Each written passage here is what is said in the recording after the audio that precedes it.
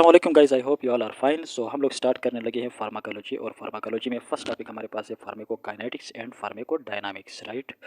So pharmacokinetics and pharmacodynamics हमने already पिछली video में डिस्कस किया है, काइंडली उसको देख लेना। यहाँ पे भी मैं थोड़ा डिस्कस कर लेता हूँ। फार्माकोकाइनेटिक्स, फार्मा किसे कहते हैं, ड्रग को कहते हैं, एंड काइनेसिस काइनेटिक मूवमेंट को कहते हैं। तो इसमें क्या होगा, फार्माकोकाइनेटिक्स में ड्रग मूवमेंट करेगी। मतलब ये है what body does to the drug, यानी बॉडी जो है वो ड्रग के साथ क्या करती है। और इसमें इस तरह होगा, बॉडी जो है एक्शन करती है ड्रग के साथ, body action on the drug, right. इसको हम फार्माकोकाइनेटिक्स कहते हैं। और फार्माकोडायनामिक्स, फार्मा किसे कहते हैं, ड्रग को, एंड डायनामिक्स कहते हैं पावर को। तो इसमें क्या होगा, पावर से ड्रग का power, drug power mean drug जो है बॉडी के साथ क्या करती है। What drug does to the body, what drug does to the body is called pharmacodynamics, right. अब आती है फार्माकोलॉजी। फार्माकोलॉजी की डिफिनीशन हमने ऑलरेडी डिस्कस किया है, तो फिर एक मरतबा फिर मैं आप लोगों को यहाँ पे दिखाता हूँ फार्माकोलॉजी की डिफिनीशन। फार्माकोलॉजी कहते हैं the branch of medicine concern with the uses, effect and modes of action of drug. ये ऑलरेडी हमने पीछे डिस्कस किया है। फार्मा को किसे कहते हैं, ड्रग को, एंड लॉजी मीन स्टडी, इसमें ड्रग की स्टडी कहते हैं। मतलब ये है मेडिसिन की वो ब्रांच जिसमें ड्रग की यूजेस की, उसकी इफेक्ट की यानी साइड इफेक्ट वगैरह की, मोड ऑफ एक्शन यानी उसका मैकेनिज्म की स्टडी को क्या कहते हैं, फार्माकोलॉजी कहते हैं, राइट। तो अब हमारा यहाँ पे फर्स्ट टॉपिक जो है एंजाइम काइनेटिक्स। एंजाइम काइनेटिक्स किसे कहते हैं, एंजाइम काइनेटिक्स कहते हैं enzyme kinetic is the study of the rate of enzyme catalysed chemical reaction. ये इसकी डिफिनीशन है, आप लोगों को देखा तो फिर डिस्कस करते हैं। So enzyme kinetic is the study of the rate of enzyme catalyse chemical reaction, right. ये इसकी क्या है, डिफिनीशन है। यहाँ पे अगर देखें, ये रेट है मतलब वेलोसिटी है, दूसरी साइड क्या है, एंजाइम की कंसंट्रेशन है। यानी इसका मतलब ये enzyme kinetic is the study of the rate of enzyme यानी velocity of enzyme catalyse chemical reaction. Enzyme जितने स्पीड के साथ ही, जितनी वेलोसिटी के साथ ही क्या करते हैं, रिएक्शन शो करते हैं। ये इसकी क्या है, बेसिकली एंजाइम काइनेटिक्स है, राइट। अब यहाँ पे हमारा उसके बाद टॉपिक है मिकेलिस मेंटन काइनेटिक्स, राइट। ये एंजाइम काइनेटिक्स की एक किस्म के टाइप से Michaelis Menten kinetics. Michaelis Menten kinetics किसे कहते हैं, इसकी डिफिनीशन दिखाता हूँ, फिर स्टडी करते हैं। Michaelis Menten kinetics is a model of enzyme kinetics which explain how the rate of an enzyme catalyzed reaction depends on the concentration of the enzyme and its substrate। तो इसका मतलब ये है, Michaelis Menten kinetics is a model of in enzyme kinetics। ये enzyme kinetics की क्या एक model है। ये जो एक्सप्लेन करता है how the rate of an enzyme catalyse, यानी एंजाइम जो कैटालिस्ट है उसको, उसकी रेट यानी वेलोसिटी जो है, catalyse catalysed reaction depends on the concentration of enzyme and it's substrate. यानी वो जो है concentration of enzyme and substrate पर कितना कितना उसका रेट जो है वो डिपेंड करता है। ये बेसिकली क्या है, Michaelis Menten kinetics. Michaelis Menten kinetics के एम कहते हैं मिकेलिस कांस्टेंट, के कहते हैं कांस्टेंट को, ठीक है, एंड एम कहते हैं Michaelis constant. Michaelis constant is inversely related to the affinity of the enzyme for its substrate. Michaelis constant जो है ये इनवर्सली रिलेटेड करती है enzyme for its substrate, right. V कहते हैं वेलोसिटी को, velocity maximum is directly proportional to the enzyme concentration. Velocity maximum direct proportion करती है एंजाइम कंसंट्रेशन। मतलब ये एंजाइम की कंसंट्रेशन ज़्यादा होगी, और तो फिर क्या होगा, रिएक्शन ज़्यादा शो करेगा। Most enzymatic reaction follow a hyperbolic curve. Most enzymatic जो रिएक्शन है वो हाइपरबोलिक कर्व को शो करता है। ये वाली जो कर्व है इसको हाइपरबोलिक कर्व कहते हैं, ठीक है। That is Michaelis Menten kinetics, जो कि मिकेलिस मेंटन काइनेटिक्स है, ठीक है, जिसको कहते हैं। ये मैं आप लोगों को दिखाऊंगा यहाँ पे। However, enzymatic reaction that exhibit a sigmoid curve usually indicates cooperative kinetic, example hemoglobin। सो ये बहुत सिंपल सी बात है। अगर आप यहाँ पे देखिए, हाइपरबोलिक कर्व को मैं आप लोगों को दिखाता हूँ। अगर आप इधर देखें तो ये हाइपरबोलिक कर्व है, ठीक है, वही वाली कर्व है। इसी तरह ये hyperbolic curve is a type of smooth curve lying in a plane, जो कि प्लेन में क्या कहती है, लाइंग करती है, ठीक है, प्लेन में पाई जाती है। Defined by its geometric property or by equation for which it is this solution set. So ये बेसिकली ये जो कर्व है इसको क्या कहते हैं, हाइपरबोलिक कर्व कहते हैं, राइट। अब बात है यहाँ पे, अगर आप यहाँ पे देखें तो ये क्या है, वेलोसिटी है, राइट। इस तरह एक ये वाई एक्सिस में लिया गया है। अगर इसको मैं थोड़ा जूमिंग करूँ ताकि, अब यहाँ अगर आप देखें ये क्या है, वेलोसिटी है, ठीक है। वेलोसिटी हाफ मैक्सिमम, वेलोसिटी ऊपर लिखा है मैक्सिमम और नीचे जो है हाफ मैक्सिमम है, ठीक है। एक साइड वेलोसिटी है, दूसरी साइड क्या है, effect of enzyme inhibition. Enzyme जो है दूसरी साइड, सॉरी यहाँ पे लिया है उन्होंने सबस्ट्रेट लिया है, ठीक है, सबस्ट्रेट की कंसंट्रेशन, और एक साइड वेलोसिटी है। अब शुरू में क्या होगा, रिएक्शन जो है वो तेज़ी के साथ होगा, तेज़ी के साथ होगा, यानी वेलोसिटी जो है वो भी मैक्सिमम होगी, और साथ जो है मिक्यालस कांस्टेंट भी मैक्सिमम होगा, ठीक है, ज़्यादा होगा, बढ़ेगा। उसके बाद अगर आप देखें जो ही ये ऊपर जाएगा तो यहाँ पे क्या होगा, ये मैक्सिमम शो करेगा, यानी सिचुएशन की तरफ। एक वक्त ऐसा आएगा कि m is equal to concentration of substrate at half velocity maximum. तो इसको फिर क्या कहते हैं, मिक्यालिस कांस्टेंट की ये फार्मूला है, यानी concentration of substrate at half velocity maximum, right. दूसरा यहाँ पे है effect of enzyme inhibition. Enzyme inhibition का क्या इफेक्ट होता है, एक साइड यहाँ पे भी वेलोसिटी है, दूसरे साइड क्या है, सबस्ट्रेट लिया हुआ है। वेलोसिटी क्या है, एग्जैक्ट उसी तरह वी मैक्सिमम है, और हाफ मैक्सिमम है, ठीक है यहाँ पे, और एक साइड में क्या ये कांस्टेंट। अगर शुरू में आप देखें तो ये सारे ज़्यादा होते हैं, ठीक है। उसके बाद जो है, अगर फर्स्ट अगर आप ये वाली लाइन देखें तो इसमें नॉन कम्पिटिटिव इनहिबिटर, ये नॉन कम्पिटिटिव इनहिबिटर ये थोड़ा ज़्यादा होता है, फिर उसमें यानी उसकी वेलोसिटी ज़्यादा भी नहीं होती है, और सबस्ट्रेट जो है यहाँ पे बढ़ जाते हैं एक साइड, इसी तरह। नॉन कम्पिटिटिव अगर येलो में अगर आप देखें, ये कम्पिटिटिव इनहिबिटर ये रिवर्सिबल है, ठीक है। ये भी शुरू में रिएक्शन स्पीड अप है, उसके बाद फिर क्या है, ये आगे सिचुएशन की तरफ जाता है, वेलोसिटी मैक्सिमम है, लेकिन अब ये उसकी सबस्ट्रेट पर कोई इफेक्ट नहीं होता है, ठीक है। अगर आप ये रेड लाइन देखें तो ये रेड लाइन ये सिचुएशन है, ठीक है, यानी शुरू में क्या होगा, सबस्ट्रेट बहुत ज़्यादा है, सो वेलोसिटी भी ज़्यादा होगी, और एक वक्त ऐसा आएगा सबस्ट्रेट बढ़ जाते हैं, लेकिन वेलोसिटी जो है भी मैक्सिमम है, राइट। ये अगर आप लोगों को ग्राफ की समझ आती है, ठीक है, नहीं आती ये इतना कोई इंपॉर्टेंट नहीं है, ठीक है। दूसरा हमारा टॉपिक है Lineweaver Burk plot. Lineweaver Burk plot की डिफिनीशन आप लोगों को दिखाता हूँ। ये अगर आप देखें, Lineweaver Burk plot, plot कहते हैं ग्राफ को, ठीक है, is a graphical representation of enzyme kinetics. Enzyme kinetics को क्या कहते हैं, ग्राफिकल रिप्रेजेंट, उसको ग्राफ में रिप्रेजेंट करते हैं, Lineweaver Burk plot, right. The x axis is reciprocal of the substrate, x axis reciprocal of substrate है, यानी सब रेसिप्रोकल कहते हैं वन बाई एस कंसंट्रेशन, ठीक है, ये एस की कंसंट्रेशन जो है। The x axis is the reciprocal of the substrate concentration are one by concentration, ये ब्रैकेट कंसंट्रेशन कहते हैं, उसके अंदर एक्स है। तो एक्स एक्सिस पर इसी तरह वन बाई सबस्ट्रेट की कंसंट्रेशन लिया है, ठीक है। And the Y axis is the reciprocal of the reaction velocity one by V, यानी बहुत सिंपल सी बात है।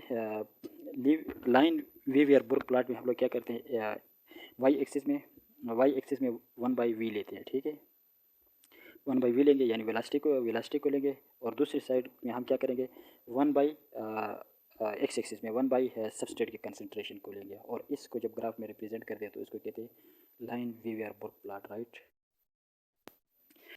सो Lineweaver Burk plot the closer to zero on the Y axis में अगर आप देखें तो ये क्या है, इसके जीरो के यहाँ पे क्या है, वाई एक्सिस में जीरो के क्लोजर है, ठीक है, यहाँ पे स्टार्टिंग में जीरो है।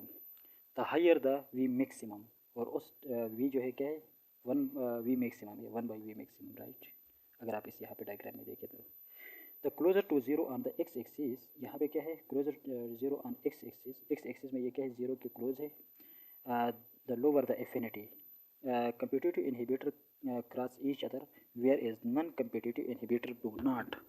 Competitive inhibitors increase K in Michaelis constant, right। अगर आप इस डायग्राम में यहाँ पे देखें, सो इस साइड के लिए उन्होंने सबस्ट्रेट की कंसंट्रेशन लिया है एक्स एक्सिस में, और वाई एक्सिस में उन्होंने वन बाई वेलोसिटी लिया है, वेलोसिटी रिसिप्रोकल है, ठीक है, रिसिप्रोकल कहते हैं वन बाई वी को, और वन बाई एस की कंसंट्रेशन ये दोनों रिसिप्रोकल में लिया है। यानी अगर आप देखें यहाँ पे ये शुरू में क्या होता है, शुरू में जो है एक्स एक्सिस वाई एक्सिस में अगर आप देखें, सो वेलोसिटी क्या है, मैक्सिमम है, वेलोसिटी यहाँ पे ज़्यादा है।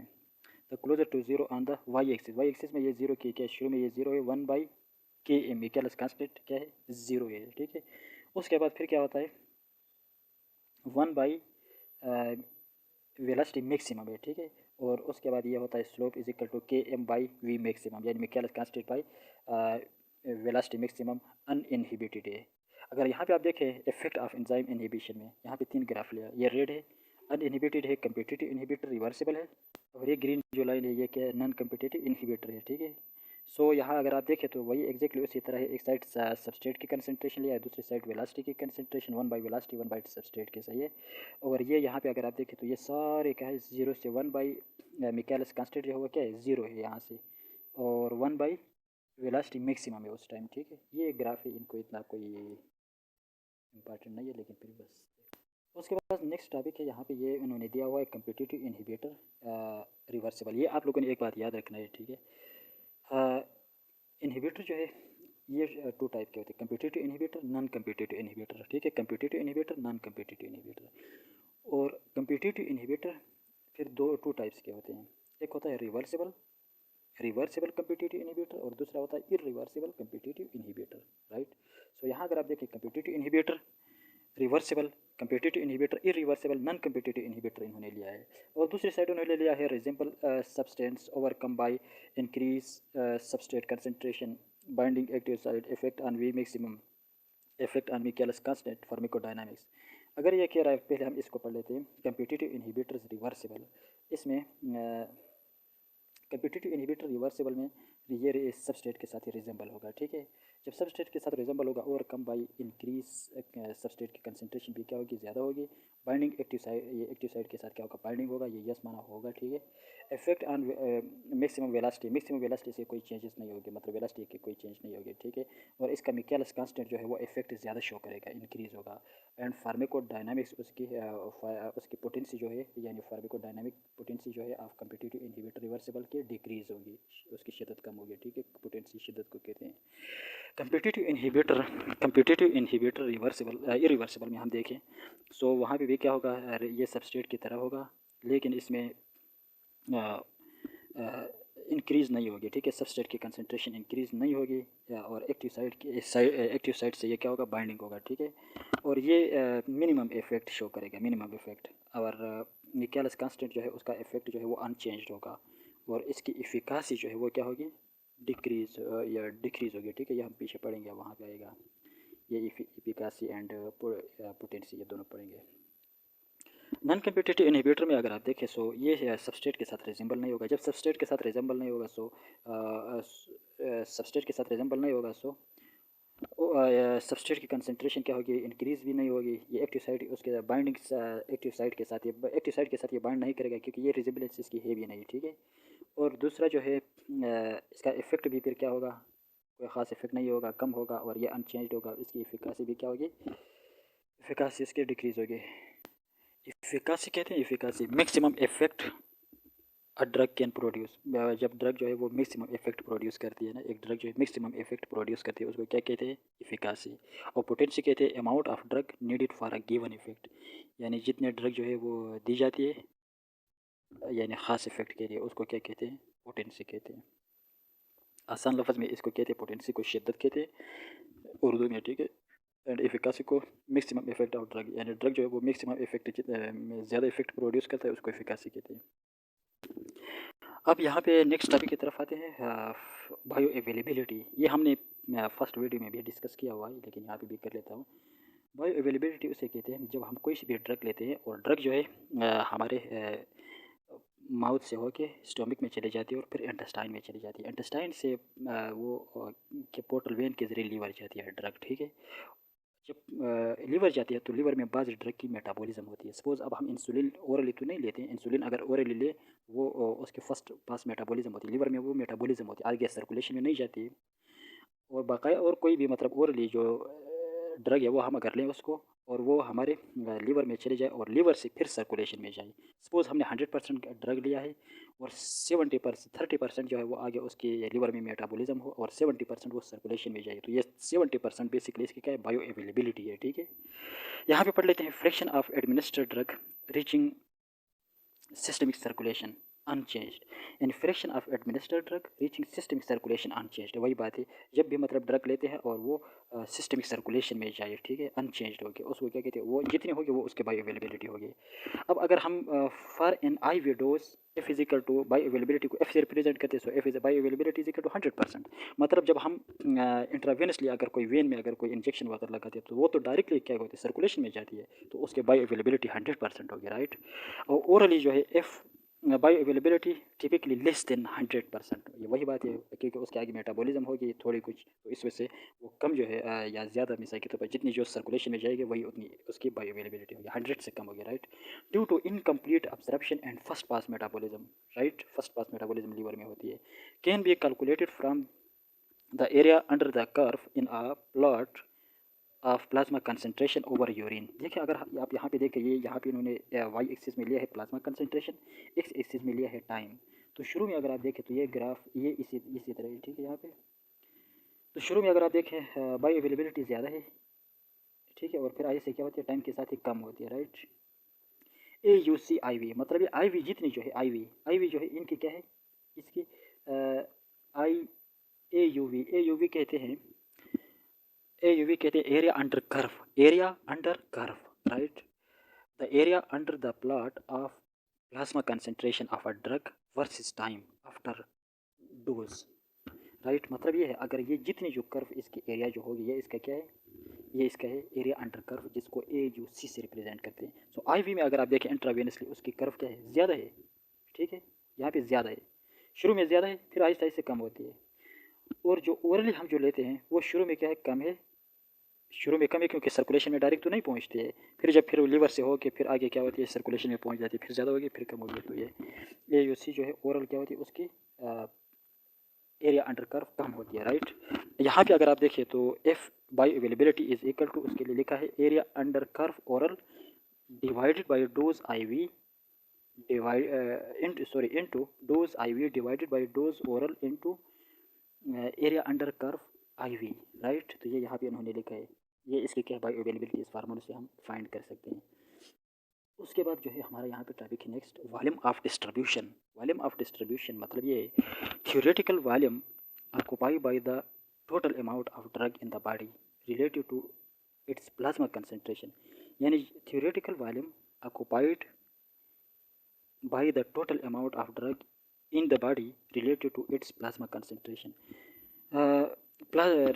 Amount of drug in the body में जितनी अमाउंट ऑफ ड्रग होगी और उसका प्लाज्मा ड्रग कंसंट्रेशन, मतलब प्लाज्मा में जितनी ड्रग होगी वो उसको क्या कहते हैं, volume of distribution. Volume of distribution basically कहते हैं ड्रग जो है जितनी डिस्ट्रीब्यूट होती है, जितनी सर्कुलेशन में जाती है, वो उसकी वॉल्यूम ऑफ डिस्ट्रीब्यूशन है। Apparent volume of distribution of plasma protein bound drug can be altered by liver and kidney disease, decrease protein binding, increase volume distribution. तो ये कह रहा है जो ड्रग जो है वो लाइपोफिलिक है, यानी प्लाज्मा प्रोटीन बाउंड ड्रग है, वो क्या होती है, उस वो लीवर और किडनी में उसकी क्या होती है, वॉल्यूम ऑफ डिस्ट्रीब्यूशन चेंज होती है, ठीक है। यानी डिक्रीज प्रोटीन बाइंडिंग, जब प्रोटीन बाइंडिंग कम हो मतलब लाइपोफिलिक कम होगी, ठीक है। सो वॉल्यूम ऑफ डिस्ट्रीब्यूशन ज़्यादा होगी, यानी जो लाइपोफिलिक ड्रग होगी उसकी वॉल्यूम ऑफ डिस्ट्रीब्यूशन कम होगी, इस तरह भी कह सकते हैं। ड्रग में distribute in more than one compartment, right. Hemodialysis is most effective for drug with a low dose. ये कह रहा है हेमोडायलिसिस जो है इज़ द मोस्ट इफेक्टिव, बहुत ज़्यादा इफेक्टिव है for drug with a low dose, with a low volume distribution. ये वैसे आप लोग को एक बात कहता हूँ, ये डायलिसिस टू टाइप्स के होते हैं, एक हेमोडायलिसिस होती है, एक पेरिटोनियल डायलिसिस होती है, ठीक है। हेमोडायलिसिस को हम लोग रीनल डायलिसिस भी कहते हैं, हेमोडायलिसिस को रीनल डायलिसिस कहते हैं। हेमोडायलिसिस कहते हैं is a process of purifying the blood of a person whose kidney are not working normally, यानी is a process of purifying the blood of a person whose kidney are not working normally, यानी जिसकी kidney normally यानी function नहीं करती है, working नहीं करती है, तो उसके लिए फिर क्या कहते हैं, हेमोडायलिसिस जो है वो वहाँ उसके ब्लड जो है वो प्योरीफाइंग करता है, ठीक है, उसके लिए यूज़ करते हैं किडनी पेशेंट के लिए। Volume of distribution is equal to, ये फार्मूला है, volume of drug in the body, drug में जितनी जो है बॉडी में जितनी जो है ड्रग है उसकी amount divided by plasma drug concentration, और प्लाज्मा के अंदर जो है यानी ब्लड के अंदर जितनी है, सर्कुलेशन की जितने अंदर है उसकी कंसंट्रेशन को क्या कहते हैं, वॉल्यूम ऑफ डिस्ट्रीब्यूशन। ये इनका क्या होता है, डिवीजन से, ठीक है। Amount of drug in the body divided by plasma drug concentration, right, इस कॉल्ड वॉल्यूम ऑफ डिस्ट्रीब्यूशन। यहाँ पे अगर आप देखें volume of distribution compartment and drug type लिखा हुआ है, ठीक है। वॉल्यूम ऑफ डिस्ट्रीब्यूशन लो होता है, मीडियम होता है एंड हाई होता है, ठीक है। कंपार्टमेंट में अगर लो में अगर आप देखें तो कंपार्टमेंट में वास्कुलर होगा, large or changed molecule plasma protein bound, right. ये इंट्रावास्कुलर जो है कंपार्टमेंट है सपोज, तो वहाँ पे क्या होगा, ड्रग टाइप जो है वो लार्ज आर चेंज्ड होगी molecule plasma protein bound, plasma lipophilic जो ड्रग होती है वो, या क्या गया उसकी प्लाज्मा प्रोटीन बाउंड जो है वो लार्ज आर चेंज्ड मॉलिक्यूल हो गया।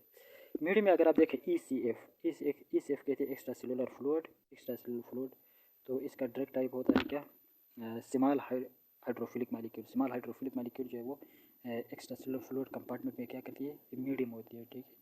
उसके बाद हाई है, हाई में अगर आप देखिए ऑल टिश्यू इंक्लूड फेट, तमाम टिश्यू जितने इंक्लूड फेट वगैरह है यानी कंपार्टमेंट है, small lipophilic molecule specially bound to tissue protein. तो ये बस ये आप लोगों को समझ आनी चाहिए, इतने खास कोई वो नहीं है यहाँ पे। अब आते हैं हमारे पास है यहाँ पे टॉपिक है नेक्स्ट जो है क्लियरेंस। क्लियरेंस को सीएल से रिप्रेजेंट करते हैं, the volume of plasma cleared of drug पर unit time. The volume of plasma cleared of drug पर यूनिट टाइम, यानी प्लाज्मा जितने जो ड्रग है वो ड्रग प्लाज्मा वॉल्यूम जो है जितने ड्रग पर टाइम में क्लियर करता है, इसको क्या कहते हैं, क्लियरेंस कहते हैं। क्लियरेंस में भी इम्पेयर्ड क्लियरेंस में भी impaired with defect in cardiac, hepatic और रीनल फंक्शन। ये कह रहा है क्लियरेंस जो है यानी जब बॉडी से जो ड्रग रिमूव होती है उसको बेसिकली क्या कहते हैं, क्लियरेंस कहते हैं। बॉडी जितने टाइम में बॉडी से जो ड्रग रिमूव होगी वो उसकी क्लियरेंस है। तो जब ये क्लियरेंस जो है वो ख़राब होगी, किस वजह से ख़राब होगी, उसमें जो डिफेक्ट आएगा, यानी कार्डिक में कोई डिफेक्ट हो, हार्ट में कोई डिफेक्ट हो, या हेपेटिक मतलब लीवर में डिफेक्ट हो और रीनल फंक्शन में डिफेक्ट हो, तो क्लियरेंस जो है वो क्या होगी, ख़राब होगी, राइट। ये आप लोगों ने याद रखना है। So clearance is equal to CL is equal to rate of elimination of drug, यानी जो ड्रग जो है वो एलिमिनेट होती है, निकल जाती है, divided by plasma drug concentration, यानी प्लाज्मा के अंदर या सर्कुलेशन के अंदर जितने ड्रग है और वो क्या हो गया, उसका जो rate of elimination of drug है तो उसको हम क्या कहते हैं, क्लियरेंस है। इज इक्वल टू, इसकी दूसरी फार्मूला है volume distribution into elimination constant is called clearance. Half life दूसरा है हमारा टॉपिक है हाफ लाइफ। हाफ लाइफ को रिप्रेजेंट करते हैं टी हाफ से, ठीक है, टी हाफ से। The time required to change the amount of drug in the body by half during elimination. The time required to change the amount of drug in the body by half during elimination. तो ये कह रहा है यहाँ पे, यानी जितना जो टाइम लगता है, the time required to change the amount of drug मिसाल के तौर पर उसको जितना टाइम रिक्वायर्ड है चेंज होने में इन the body by half during elimination, यानी रिमूव निकलने में, ठीक है, हाफ निकलने में, उसको क्या कहते हैं, हाफ लाइफ और T half. Steady state is the dynamic equilibrium in which drug concentration stay constant. That is, rate of drug elimination is equal to rate of drug administration. ठीक है, ये इतने वो नहीं है यहाँ पे। इन first order kinetic a drug infused first order kinetics में ड्रग जो है वो क्या होती है, इन्फ्यूज होती है। इन्फ्यूज कहते हैं दाखिल होना, ठीक है। Infuse at constant rate takes 4 to 5 hour, यानी फर्स्ट ऑर्डर काइनेटिक में ये कह रहा है a drug infuse at a constant rate take 4 to 5 hour half life to reach steady state. It takes 3.3 half lives to reach 90% of the steady state level. यहाँ पे इसके लिए फार्मूला अगर आप देखें, half life is equal to 0.7 on to volume of distribution by clearance in first order elimination. यानी इसका मतलब ये है, यहाँ पे number of half life percentage remaining. सो इन्होंने ये नंबर लिया है 1 2 3 4 5 लिया है, यहाँ पर परसेंटेज यानी हाफ लाइफ जब 1 होगा तो इसके परसेंटेज 50%, हाफ लाइफ 2 होगा तो इसके परसेंटेज कम होगी, ठीक है, हाफ होगी। हाफ लाइफ 3 होगा तो उससे फिर भी क्या हो गया, हाफ हो गया। इसी तरह फिर जो है 4 हो गया तो मजीद 6.25 हाफ हो गई। दूसरा हमारे पास है यहाँ पे हमारा नेक्स्ट टॉपिक जो है डोज सर्कुलेशन। डोज सर्कुलेशन कहते हैं loading dose is equal to C by P कहते हैं plasma drug concentration into volume distribution divided by bioavailability is called. यानी ये कह रहा है प्लाज्मा ड्रग कंसनट्रेशन, प्लाज्मा के अंदर जितने ड्रग है उसकी कंसनट्रेशन, और वॉल्यूम डिस्ट्रीब्यूशन यानी जितनी डिस्ट्रीब्यूट हुई है, ठीक है, बॉडी वगैरह में, और डिवाइडेड बाय बायो अवेलेबिलिटी यानी जितने सिस्टमिक सर्कुलेशन तक पहुंच गई है। तो ये इसकी क्या है, लोडिंग डोज है, राइट, लोडिंग डोज है। मेंटेनेंस डोज के लिए फार्मूला है plasma drug concentration into clearance into, ये टी का जो निशान है इसको क्या कहते हैं, डोज इंटरवल पढ़ते हैं, ठीक है, dose interval divided by F. So यहाँ पे अगर आप देखें, सो एफ क्या है, बायो अवेलेबिलिटी, यानी ये कह रहा है plasma drug concentration into clearance into dose interval और डिवाइडेड बाय बायो अवेलेबिलिटी, ये इसके क्या मेंटेनेंस डोज के लिए फार्मूला है। C P is equal to target plasma concentration, ठीक है, तो प्लाज्मा कंसनट्रेशन हो गया, एंड टी जो है वो क्या है, to dose interval time between dose if not administer continuously, right. And यहाँ पे अगर आप देखें तो ये कह रहा है इन रीनल और liver disease maintenance dose decrease and loading dose is usually unchanged, right. ये आम बात है, रीनल या लीवर कोई भी डिजीज होगी, क्योंकि रीनल से जो है ड्रग रिमूव होती है और लीवर में मेटाबॉलिज्म होती है। जब ये ख़राब होगा तो मेंटेनेंस डोज जो है वो क्या होगी, कम होगी, एंड लोडिंग डोज जो है इज़ यूजली अनचेंज चेंज नहीं होगी, ठीक है।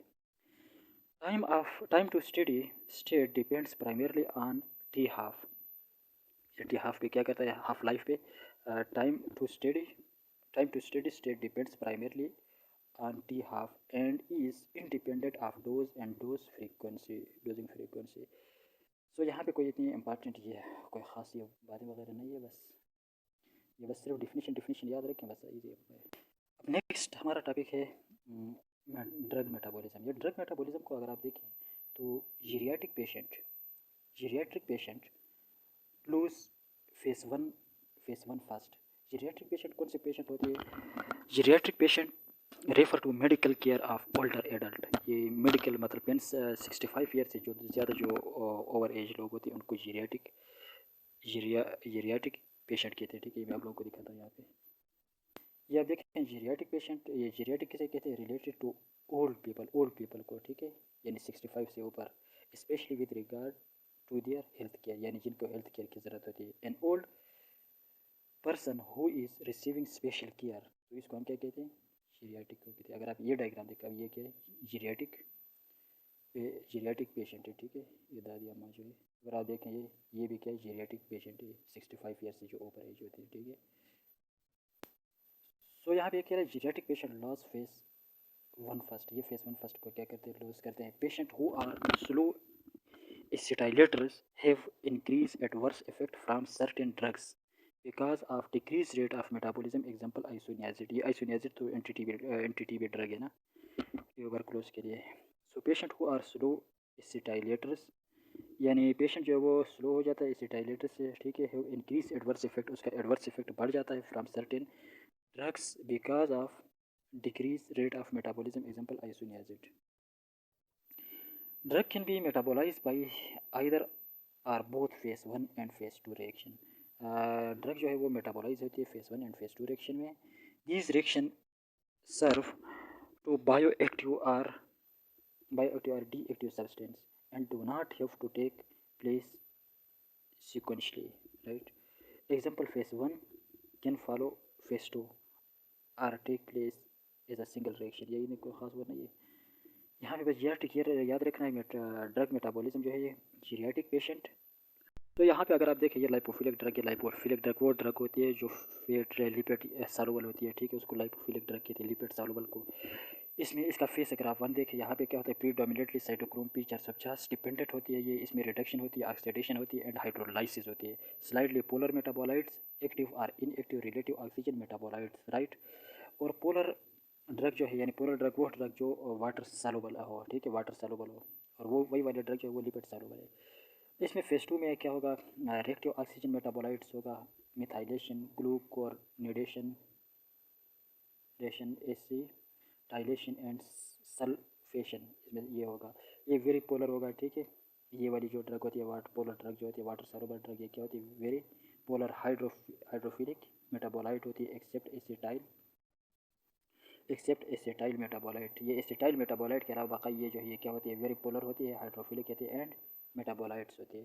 ये इनकी एक्सक्रीशन अगर आप देखें तो ये एक्सक्रीशन मतलब ये रिमूव कहाँ से होती है? सीरम यूरिन से होती है, ठीक है, या स्वीट से होती है, पसीना वगैरह, स्वीट वगैरह, एंड बाइल और स्टूल के ज़रिए होती है, ठीक है। ये यहाँ पे इनकी एक्सक्रीशन होती है। अब हम आते हैं नेक्स्ट टॉपिक की तरफ। नेक्स्ट टॉपिक हमारा है एलिमिनेशन ऑफ ड्रग। ड्रग की एलिमिनेशन जीरो ऑर्डर एलिमिनेशन होती है, first order elimination, right. Zero order elimination में क्या होती है? Rate of elimination is constant regardless of CP. Plasma concentration को कहते हैं, ठीक है। तो इसमें क्या होगा? Rate of elimination is constant regardless CP, यानी ये प्लाज्मा कंसनट्रेशन के उसमें कोई ख़ास ये उस पर वो नहीं कहते, रिगार्डलेस कहते हैं, लापरवाह होना, ठीक है, लापरवाह वगैरह होती है। Rate of elimination is constant, और रेट ऑफ एलिमिनेशन जो है वो क्या होता है? कांस्टेंट होता है, right. That is constant amount of drug elimination per unit time, यानी CP plasma concentration decrease linearly with time के साथ ही उसकी कंसनट्रेशन प्लाज्मा की कम होती है। एग्जांपल ऑफ ड्रग, इसके ड्रग में एग्जांपल है phenytoin, ethanol and aspirin at high are toxic concentration, right. ये इसकी क्या है एग्जांपल में जीरो ऑर्डर एलिमिनेशन वाली जो ड्रग है उसमें है फिनोटाइन, इथेनॉल एंड एस्पायरिन, ठीक है, at high are toxic concentration. Capacity में देखें तो कैपेसिटी लिमिट एलिमिनेशन, इसकी कैपेसिटी जो है वो ख़ास लिमिटेड है, ठीक है, लिमिट एलिमिनेशन है इसकी।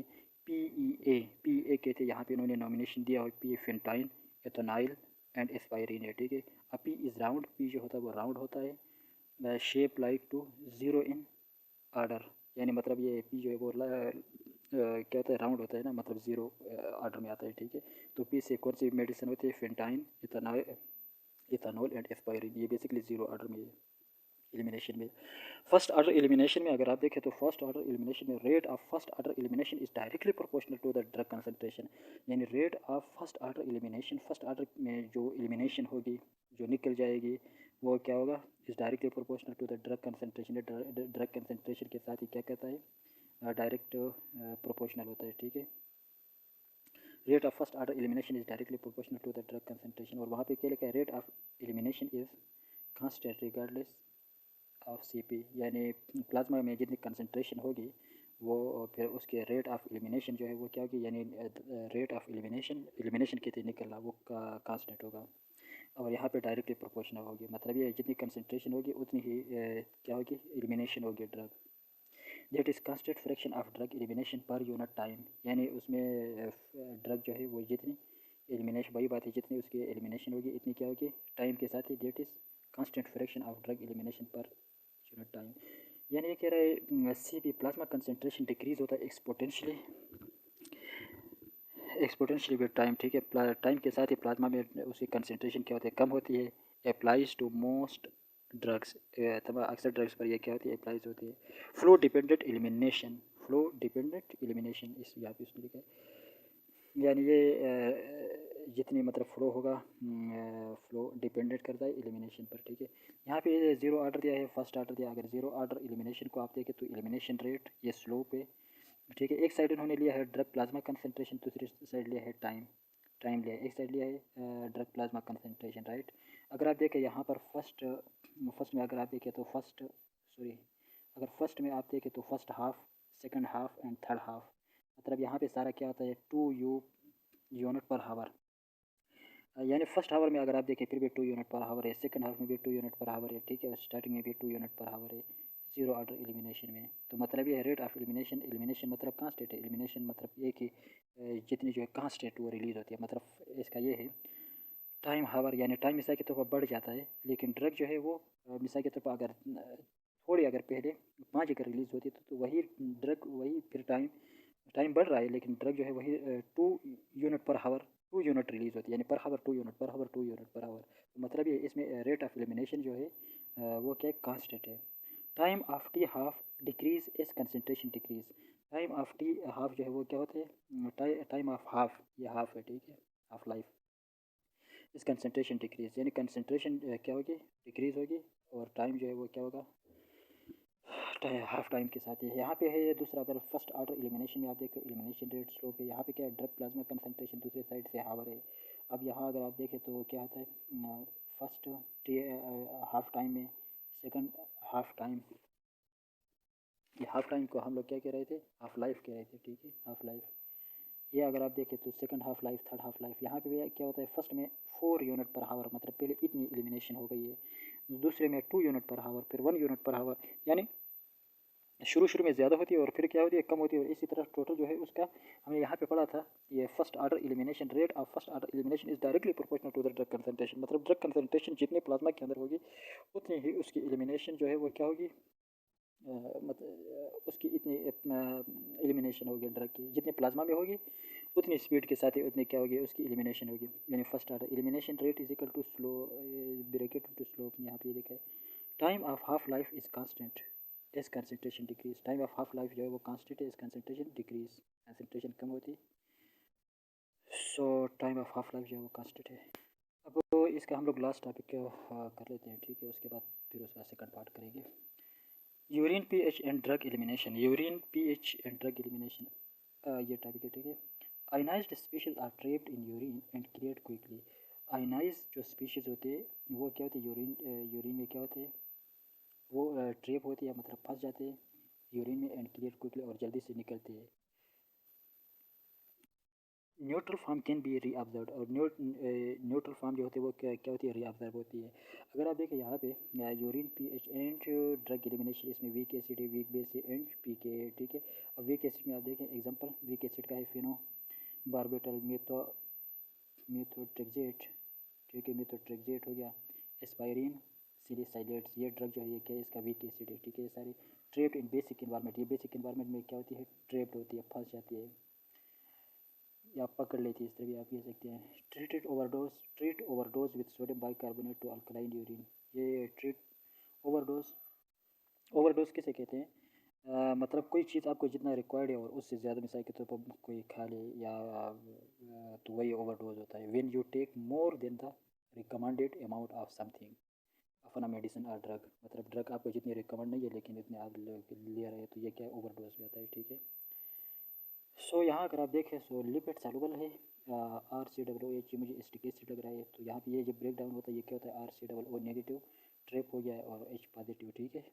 तो ये अब वीक बेस में अगर आप देखें वीक बेस में ये TCA है, TCA किसे कहते हैं, ट्राईसाइक्लिक एंटी डिप्रेसेंट, ये ड्रग होती है, ट्राईसाइक्लिक एंटी डिप्रेसेंट ड्रग, ठीक है। Amphetamine, amphetamine trap in acidic environment, ये एसिडिक इन्वायरमेंट में ट्रैप होती है, ठीक है। और ये जो है ये बेसिक इन्वायरमेंट में ट्रैप होती है, ये वाली फिनो बारबिटल मेथोट्रेक्सेट एस्पायरिन वगैरह, ये भी किस एसिड में क्या होती है, ये ट्रेप्ड इन बेसिक इन्वायरमेंट में, लेकिन वीक एसिड है बेसिक इन्वायरमेंट में ट्रेप होती है, ये वीक बेस है and trap in acidic environment में होती है, ठीक है। यहाँ पे अगर आप देखें तो ये RNH3 जो है ये पॉजिटिव ट्रेप होगा, ये RNH2 और plus H positive lipid soluble है, ठीक है। TCA tricyclic antidepressant toxicity is initially treated with sodium bicarbonate to overcome the sodium channel blocking activity of TCA. This treat cardiac toxicity but does not accelerate drug elimination. इसका मतलब ये है TCA toxicity ये initially जो है sodium bicarbonate के साथ ये क्या करती है, ट्रीट करती है, ठीक है। To overcome sodium channel blocking activity और सोडियम चैनल जो है उसमें ब्लॉकिंग होता है ऑफ TCA का। दिस ट्रीट एसिडिक टॉक्सिसिटी, जो कि एसिडिक टॉक्सिसिटी क्या कहता है, उसके ट्रीट वगैरह कहता है, but do not accelerate drug elimination, लेकिन ड्रग एलिमिनेशन इसमें उसको स्पीड अप नहीं करता है। PKA pH at which drug, weak acid or base are 50% ionized and 50% non-ionized. PKA represent the strength of the weak acid and weak base, ये PKA weak acid और weak base को क्या करता है, उसको रिप्रेजेंट करता है, ठीक है, उसकी स्ट्रेंथ को रिप्रेजेंट करता है। यहाँ पे अगर आप देखिए आयनाइज स्पीशीज फॉर्मेशन है, ठीक है, आयनाइज स्पीशीज फॉर्मेशन ये वाई एक्सिस में लिया है, यहाँ पे अगर एक्स एक्सिस में PKA है और ये अगर आप देखें तो ये क्या है 9.2 जो है ये क्या है, नॉर्मल टाइप है, नॉर्मल है। यहाँ अगर देखें PKA जब डिक्रीज होता है मोर एसिडिक होता है, ठीक है, इस साइड पर, यानी PKA मोर एसिडिक मतलब 9.2 से जब कम होगा तो इस उस साइड एरो है 4 की तरफ, तो ये फिर क्या है ये कम होता है। और PKA जो है वो मोर बेसिक होगा जब 9.2 से 14 की तरफ, यानी pH ज़्यादा होगा, ठीक है। रेट जो है वो वीक एसिड को शो कर रही है और ये जो है वीक बेस को शो करती है, ठीक है। So guys thank you so much for watching. अगर आप लोगों ने लेक्चर सुन लिया कम्प्लीटली सो काइंडली आप लोग कमेंट्स में लाजमी बताना है अगर मेथड सही है आप लोगों ने बताना है, चेंजिंग करना है उसी तरह फिर बताना है, ठीक है। जिस तरह आप लोगों को पसंद हो इंशाल्लाह उस तरह कोशिश करेंगे। और चैनल का ख्याल रखना, लाइक वगैरह लाजमी करना, क्योंकि अभी रात के काफ़ी टाइम आप लोगों के लिए रिकॉर्डिंग कर रहा हूँ। बहुत शुक्रिया, थैंक यू सो मच, अल्लाह हाफिज़।